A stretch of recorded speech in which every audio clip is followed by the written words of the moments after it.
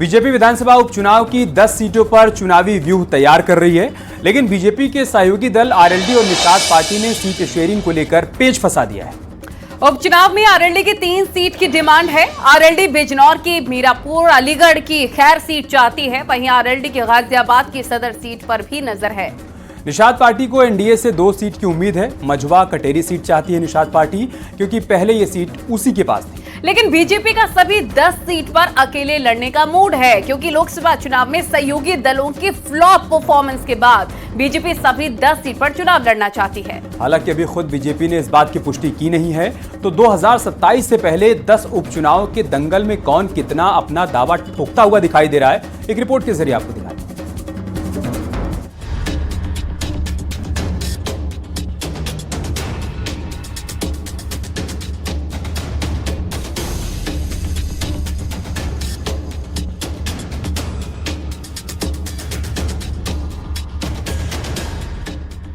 UP में विधानसभा चुनाव 2027 में होने हैं। इसमें अभी 3 साल का समय बचा है, लेकिन बीजेपी के सामने 10 सीटों के उपचुनाव की चुनौती है। उपचुनाव के लिए चुनाव कार्यक्रम का ऐलान नहीं हुआ है, लेकिन बीजेपी के साथ ही बाकी दलों ने भी चुनावी तैयारियां तेज कर दी हैं। बीजेपी प्रदेश कार्य समिति की बैठक में कार्यकर्ताओं में जोश भरते हुए सीएम योगी ने कहा कि उपचुनाव की सभी 10 सीटें हम जीतेंगे। उपचुनाव की अभी से तैयारी करनी होगी। किसी भी कार्यकर्ता को बैकफुट पर आने की जरूरत नहीं है, क्योंकि आपने काम किया है। भारतीय जनता पार्टी के कार्यकर्ता को किसी भी स्थिति में बैकफुट पर आने की आवश्यकता नहीं है, किसी भी स्थिति में नहीं है, क्योंकि आपने कार्य किया है। आप विपक्ष में थे, जनता के मुद्दों को लेकर लड़ते थे। यूपी में उपचुनाव को लेकर एनडीए में सीटों पर मंथन शुरू हो गया है। ऐसे में आरएलडी ने भी 3 सीट पर दावेदारी ठोक दी है। लोकसभा चुनाव में जीत से उत्साहित आरएलडी ने बिजनौर की मीरापुर, अलीगढ़ की खैर, गाजियाबाद की सदर सीट पर आरएलडी चुनाव लड़ना चाहती है। मीरापुर से आरएलडी के विधायक चंदन चौहान के सांसद बनने से ये सीट खाली हुई है। वहीं आरएलडी पदाधिकारी का कहना है कि राष्ट्रीय नेतृत्व का फैसला ही फाइनल होगा। मीरापुर की सीट है, जिस पर कि हमारे विधायक चंदन चौहान जी लोकसभा के लिए निर्वाचित हो चुके हैं, तो एक तो सीट वो है। और ऐसे अगर देखें तो अलीगढ़ में एक खैर ऐसी सीट है जहां के समीकरण ऐसा कहते हैं कि यदि वो राष्ट्रीय लोकदल के खाते में सीट आती है तो वहां पर परिणाम बहुत ही सकारात्मक हो सकते हैं। इसी तरह गाजियाबाद सदर की भी बात हो रही है, लेकिन राष्ट्रीय लोकदल का प्रत्येक कार्यकर्ता और पदाधिकारी इस मन से और इस मनोयोग से काम कर रहे हैं कि वो सीट किसी के भी पास जाए, चाहे वो भारतीय जनता पार्टी उस पर लड़ती है या राष्ट्रीय लोकदल लड़ता है, वो विजय हमारी होनी चाहिए। निषाद पार्टी के अध्यक्ष संजय निषाद ने भी उम्मीद जताई है कि वो एनडीए में मिलकर चुनाव लड़ेंगे और जीत हासिल करेंगे। हालांकि उनका मानना ये है कि राष्ट्रीय नेतृत्व का फैसला उन्हें मान्य होगा। अभी हम लोग उपचुनाव तो पार्टी खड़ी बड़ी होती है, चुनाव लड़ने के लिए होती है, जीतने के लिए होती है। अब ये चिंतन हो रहा है और चिंतन हो रहा है, जो कमियां हैं उसे सुधार किया जा रहा है और हम लोग पूरे चुनाव लड़ेंगे और जीतेंगे। क्योंकि पहले पिछले बार मैंने 11 सीटें ली थी, जिसमें से 9 सीटें ऐसी थी जो कभी भाजपा नहीं जीती थी, लेकिन मैं उसमें से लगभग सभी जीते और उसमें 3 सीटें हारे थे, उसमें कटेरी भी हार गए थे। और उस समय चूँकि कम समय था और हम लोग अपनी पार्टी के लोगों को इतना बढ़िया लगा नहीं पाए थे। अभी वहाँ कटेरी हम लोग जीतेंगे और फिर से हर जगह जीतेंगे। जहाँ वहाँ 10 सीटें हैं उसमें हम लोग चुनाव लड़ेंगे और मजबूती से लड़कर उसे सही से जीतेंगे। उपचुनाव वाली 10 सीटों में से 5 सीटें समाजवादी पार्टी के पास थी। 10 सीटों पर उपचुनाव होने हैं करहल, मिल्कीपुर, कटेहरी, कुंद्रकी, गाजियाबाद, खैर, मीरापुर, फूलपुर, मझवा और सीसामऊ सीट। इन 10 सीटों में से 5 एसपी के पास थी, 3 सीटें बीजेपी ने जीती थी, 1 सीट निषाद पार्टी के पास थी, 1 सीट आरएलडी के पास थी। अब देखना यह है कि बीजेपी इन उपचुनाव में विपक्ष को साधने के साथ सहयोगी दलों के बीच भी तालमेल कैसे रख पाती है। न्यूज़ 18 के लिए ब्यूरो रिपोर्ट।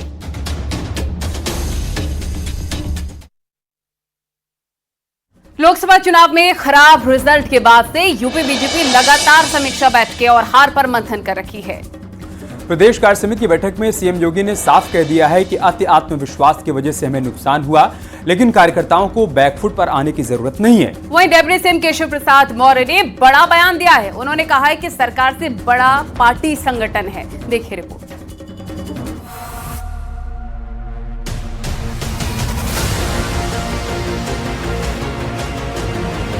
लखनऊ में यूपी बीजेपी कार्य समिति की बैठक में आगे की रणनीति के साथ लोकसभा चुनाव के परिणाम और उपचुनाव की रणनीति पर चर्चा हुई। सीएम योगी से लेकर प्रदेश अध्यक्ष भूपेंद्र चौधरी, डिप्टी सीएम केशव प्रसाद मौर्य और राष्ट्रीय अध्यक्ष जेपी नड्डा तक बीजेपी के बड़े बड़े नेता मंथन के मंच पर आए और अपनी बात रखी। इस दौरान लोकसभा चुनाव में पार्टी के यूपी में खराब प्रदर्शन की वजहों पर बात हुई तो भविष्य के लिए रोड मैप भी बना। सीएम योगी ने कहा कि 2014 से 2022 तक बीजेपी यूपी में कामयाब रही। 2024 में भी बीजेपी वोट पाने में सफल रही, लेकिन अति आत्मविश्वास से नुकसान होता है। विपक्ष फिर से उछल कूद कर रहा है, लेकिन कार्यकर्ता को बैकफुट पर आने की जरूरत नहीं है। वोटों की शिफ्टिंग होती है और कहीं पर जब हम लोग ये मान करके चलते हैं कि आत्मविश्वास में कि हम तो जीत ही रहे हैं, तो स्वाभाविक रूप से वहां पर कहीं न कहीं हमें खामियाजा भी भुगतना पड़ता है। और वह अति आत्मविश्वास कहीं न कहीं हम लोगों को जहां चोट पहुंचाने में, उस विश्वास पर खरा उतरने में, उन अपेक्षाओं पर खरा उतरने में, जहां कहीं न कहीं उस विश्वास पर कहीं न कहीं चोट पहुंची, वहीं साथ ही साथ जिस विपक्ष ने चुनाव के पहले हिम्मत हार करके बैठ गया था, वो आज फिर से उछल कूद करने का कार्य कर रहा है। बीजेपी को यूपी में मिली हार को लेकर लखनऊ में बैठक बुलाई गई थी, जिसमें हार की वजहों को लेकर मंथन किया गया। इस दौरान यूपी के डिप्टी सीएम केशव प्रसाद मौर्य ने नाराज कार्यकर्ताओं के असंतोष को खत्म करने की कोशिश की। उन्होंने कहा कि संगठन सरकार से बड़ा है, संगठन से बड़ा कोई नहीं है, हर एक कार्यकर्ता हमारा गौरव है। और आज इस प्रदेश कार्य समिति में मैं संगठन के वरिष्ठता हमारे देश के और प्रदेश के नेतृत्व के सामने कह रहा हूं, संगठन सरकार से बड़ा है।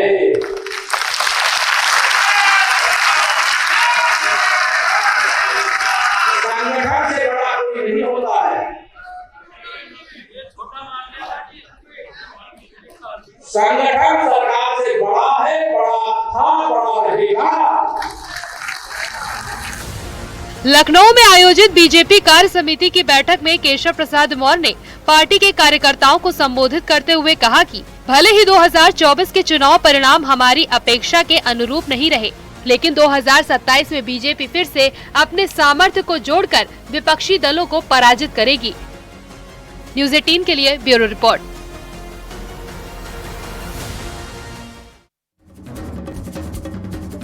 सीएम योगी ने जब से कांवड़ यात्रा और मुहर्रम के लिए नियम कायदे बनाए हैं, तब से सियासी घमासान भी जारी है। सीएम योगी ने कहा है कि पहले मुहर्रम के नाम पर सड़कें खाली हो जाया करती थी, तारें टूट जाती थी, पेड़ों को काट दिया जाता था, लेकिन आज मनमानी नहीं चल सकती। वहीं एसपी सांसद जियाउर रहमान बर्क का कहना है कि मुसलमानों को टारगेट किया जा रहा है। जब अपनी सरकार आएगी सारे कायदे कानून बदल दिए जाएंगे। तो क्यों योगी के बयान पर हो रहा है सियासी घमासान, इस रिपोर्ट में देखिए।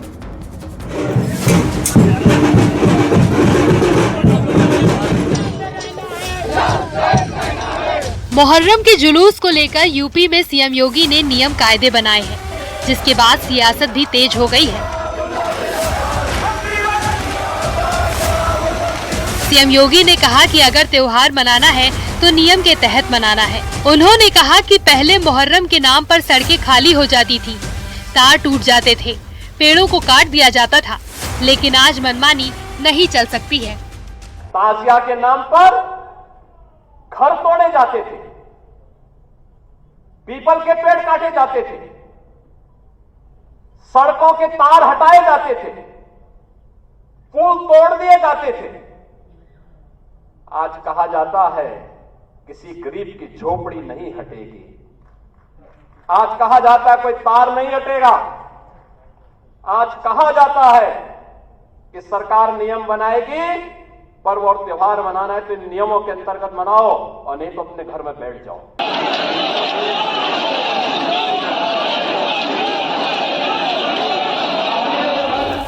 संभल के एसपी सांसद जियाउर रहमान बर्क ने आरोप लगाया कि यूपी में मुसलमानों के त्योहार में अड़चन डाली जा रही है। ताजिएदारों पर दबाव बनाकर छोटे ताजिए निकालने का स्टेटमेंट जबरन लिखवाया गया है। पहले 20 से 55 फीट के ताजिए निकलते थे, लेकिन जबरन ताजियों को छोटा कर दिया गया। इसका मुद्दा वो संसद में भी उठाएंगे। इस प्रक्रिया को अगर करना था तो उनको समय से पहले करना चाहिए था। इस टाइप से जबरदस्ती मुसलमानों के ऊपर थोपना ये सरासर गलत है। और इस मुद्दे को मैं बहैसियत सांसद होने के नाते मुझे मौका मिलेगा, अब जब हमारा पार्लियामेंट का सत्र शुरू हो रहा है 22 तारीख से, तो मैं मुहर्रम के मसले को पार्लियामेंट के अंदर, लोकसभा के अंदर भी मजबूती के साथ उठाऊंगा कि क्यों हमारे पूरे संभल ही नहीं उत्तर प्रदेश के अंदर हमारे मुहर्रम के ताजिए की हाइट को जो परंपरा चली आती थी उसको क्यों बंद कर दिया गया। एसपी सांसद जियाउर रहमान बर्क यही नहीं रुके। उन्होंने तो यहाँ तक कह दिया कि जब समाजवादी पार्टी की सरकार आएगी तो मुस्लिमों के धर्म का सम्मान होगा। प्रदेश के अंदर समाजवादी पार्टी की सरकार बनेगी और जैसे दूसरे धर्मों का सम्मान होता है, मुसलमानों के धर्म का सम्मान पूरी तरह से होगा। फिर हमारे सामने ये जो रोड़ा अटका करके आपस में ये परेशानी कर रहे हैं, इंशाल्लाह उम्मीद करता हूँ फिर सारे समाज मुसलमानों के और सब लोगों के लोगों फिर परेशानी का सामना नहीं करना पड़ेगा। यूपी में मुहर्रम जुलूस के दौरान सरकारी नियमों के पालन को लेकर all India Muslim personal law board का बयान आया है। पर्सनल लॉ बोर्ड ने सीएम योगी आदित्यनाथ के बयान पर कहा कि एक खास समुदाय को टारगेट कर माहौल बनाया जा रहा है। वहीं राज्यसभा सांसद दिनेश शर्मा ने कहा कि ये देश संविधान से चलेगा, शरिया कानून से नहीं चलेगा। हमारे योगी साहब कहते हैं बीजेपी के आने से पहले भी तो वहाँ पे दूसरी हुकूमतें मौजूद थी ना, उस वक्त कहीं ऐसा कोई लॉ एंड ऑर्डर का मसला पैदा हुआ क्या? कभी कांवड़ियाँ की यात्राएं निकलती हैं, मुहर्रम के जुलूस निकलते हैं, नमाजें पढ़ी जाती हैं, कभी कोई कंट्रोवर्सी नहीं पैदा हुई हमारे देश के अंदर। और आज की बात नहीं कर रहा हूँ मैं, सदियों से हिंदू मुसलमान साथ रहते हैं, सब एक दूसरे का आदर और सम्मान करते हैं। ये जो सिचुएशन आज पैदा हुई है, किसने पैदा की है? आप सब जानते हैं, बोलने की जरूरत नहीं है। अगर शरीयत पे चलाना है तो केवल सऊदी अरब में चलता है, शायद ईरान में चलता होगा, इराक में चलता होगा, तो उनको बेहतर है कि वहां जाकर वो अपनी बात को उठावें। हिंदुस्तान में, भारत में संविधान के अनुसार चलेगा, उसमें हिंदू और मुसलमान को बराबर के अधिकार दिए गए हैं। हिंदू की अगर बहन की रक्षा है तो मुस्लिम बहन की भी रक्षा होनी चाहिए। एक तरफ सीएम योगी दंगाइयों को सख्त चेतावनी दे रहे हैं, वहीं अमेठी में मुहर्रम के जुलूस में भड़काऊ नारे लगाए गए। इसका वीडियो सोशल मीडिया पर तेजी से वायरल हो रहा है। वीडियो सामने आने के बाद पुलिस मामले की जांच पड़ताल में जुट गई है। इस मामले में पुलिस ने कई लड़कों को हिरासत में लिया है। थाना मुसाफिर खाना क्षेत्र का एक वीडियो सोशल मीडिया के माध्यम से संज्ञान में आया है। वीडियो में दिख रहे लोगों को हिरासत में लेकर उनसे पूछताछ की जा रही है। साथ ही उनके ऊपर सुसंगत धाराओं में अभियोग पंजीकृत कर लिया गया है। वीडियो की भी जांच कराई जा रही है। जो भी आवश्यक वैधानिक कार्रवाई है वो की जाएगी। मुहर्रम जुलूस में विवादित नारेबाजी को लेकर संत समाज अपनी नाराजगी जाहिर कर रहा है। संत परमहंस आश्रम के पीठाधीश्वर ने इसके पीछे किसी बड़ी साजिश की आशंका जताई है और सीएम योगी से सख्त कार्रवाई की मांग की है। जुलूस में कोतवाली के सामने मुख्य मार्ग पर नारे लगाए गए, हिंदुस्तान में रहना है तो या हुसैन कहना पड़ेगा। ये धमकीदार नारे लगाए जाते रहे। ऐसी स्थिति में पूरे समाज में बड़ा भय उत्पन्न हो रहा है। समाज के लोग बार बार फोन करके मुझे इस घटना की जानकारी दे रहे हैं। मैं माननीय मुख्यमंत्री जी से और जिला प्रशासन से तत्काल कार्रवाई की मांग करता हूं। सीएम योगी ने कांवड़ यात्रा और मुहर्रम के जुलूस को लेकर पुलिस प्रशासन को नियम कायदे बनाकर उनका पालन करने के निर्देश दिए हैं, जिसे लेकर अब वार पलटवार के साथ सियासत तेज हो गई है। न्यूज़ 18 के लिए ब्यूरो रिपोर्ट।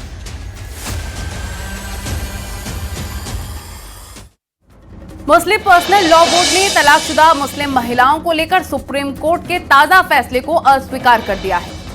बोर्ड ने कहा है कि सर्वोच्च अदालत का फैसला शरीयत में सीधा दखल है। वहीं मुस्लिम समाज में एक वर्ग सुप्रीम कोर्ट के फैसले के साथ खड़ा हुआ दिखाई दे रहा है और दूसरा इसे इस्लाम का मामला बता रहा है। इसी पर देखिए रिपोर्ट।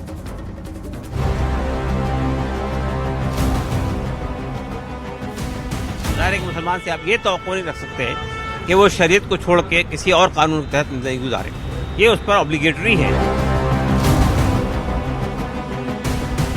तलाकशुदा मुस्लिम महिलाओं के गुजारा भत्ते पर सुप्रीम कोर्ट के फैसले पर all India Muslim personal law board ने एतराज जताया है।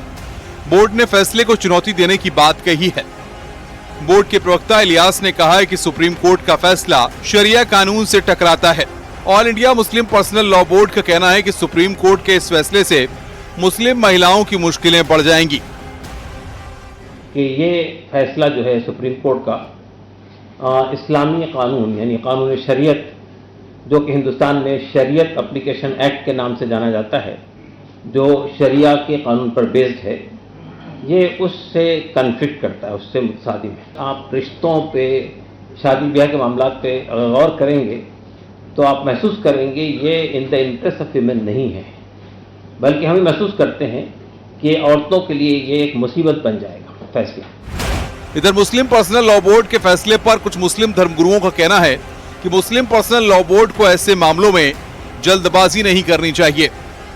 मुस्लिम पर्सनल लॉ बोर्ड जो है वो ये चाहता है कि सारे कानून जो है शरई वो सिर्फ मर्दों के लिए सही है, मर्दों के ऊपर लागू होने चाहिए, औरतों को जो है बिल्कुल उसमें दबा कर रखना चाहिए। या तो मुस्लिम पर्सनल लॉ बोर्ड मुकम्मल तौर पर शरीयत पर अमल करें या फिर इंसानियत के लिए जो देश का कानून है उस पर अमल करें।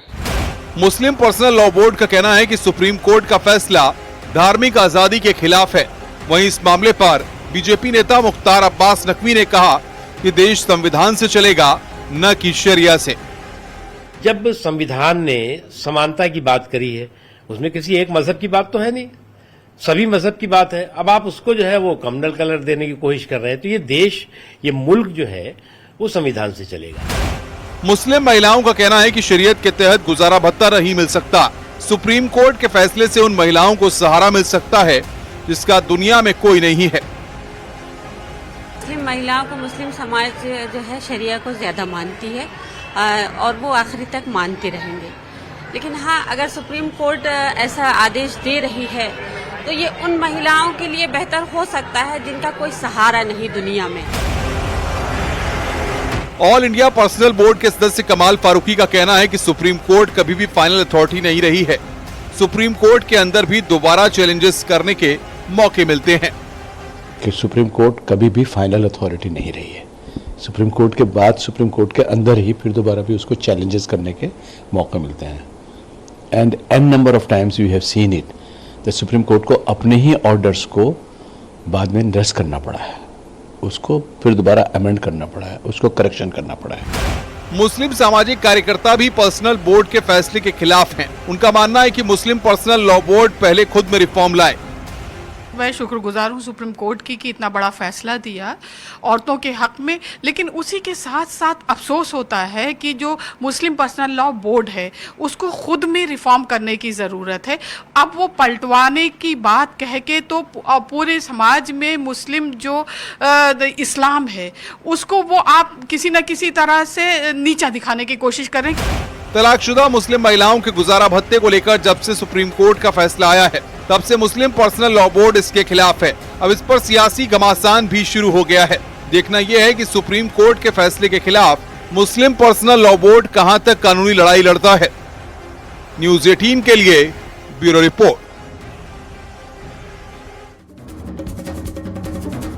भोजशाला मंदिर है या फिर मस्जिद, इस सवाल का जवाब तलाशने से जुड़ी भारतीय पुरातत्व सर्वेक्षण यानी कि ASI की वैज्ञानिक सर्वे रिपोर्ट आ गई है।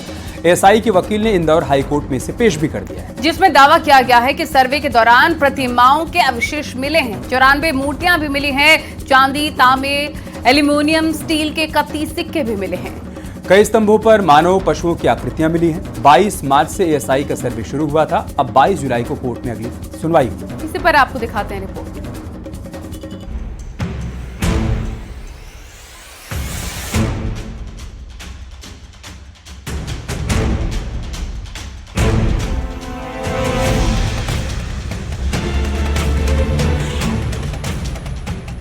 मध्य प्रदेश में धार के भोजशाला कमाल मौला मस्जिद परिसर के सर्वेक्षण की रिपोर्ट भारतीय पुरातत्व ने मध्य प्रदेश हाई कोर्ट की इंदौर बेंच को सौंप दी है।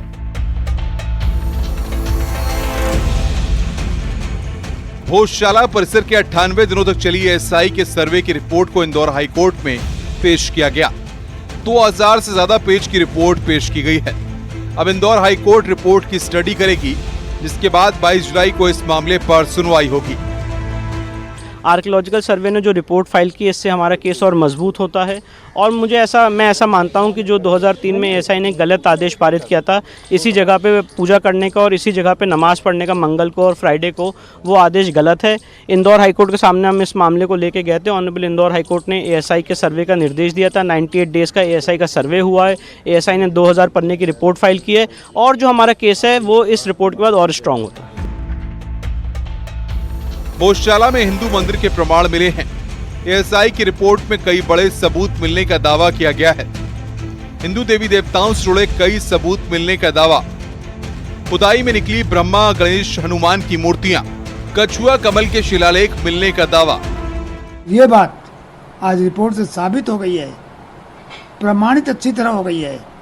कोई इसको काट नहीं सकता कि वहाँ पहले हिंदू मंदिर था और वेद, शास्त्र, संस्कृत, धार्मिक शिक्षा के पठन पाठन का कार्य वहाँ होता था। रिपोर्ट में कई चौंकाने वाली बातें सामने आई हैं। जैसे पहली और बड़ी बात यह है कि मौजूदा इमारत जल्दबाजी में बनाई गई थी। दूसरी बड़ी बात यह है कि ये पुरानी इमारत की छवियों को काटकर नई इमारत में लगाया गया। रिपोर्ट में लिखा है कि संस्कृति और प्राकृत में लिखे कई शिलालेखों को दोबारा इमारत में इस्तेमाल किया गया। एएसआई का दावा है कि सबूत इस बात की ओर इशारा कर रहे हैं कि ये परमार काल के शिलालेख हैं। सर्वे करने वाली टीम का दावा संस्कृति और प्राकृत में लिखे शिलालेख अरबी और फारसी शिलालेखों से पुराने हैं। यानी संस्कृत और प्राकृत लिखने वालों का भोजशाला में पहले से वजूद था। मौजूदा इमारत की कला और वास्तुकला इस बात के संकेत देती है कि वहां पहले मंदिर मौजूद था। पहले की इमारत में लगे देवी देवताओं के चित्रों के साथ छेड़छाड़ की गई। न्यूज़ 18 के लिए ब्यूरो रिपोर्ट।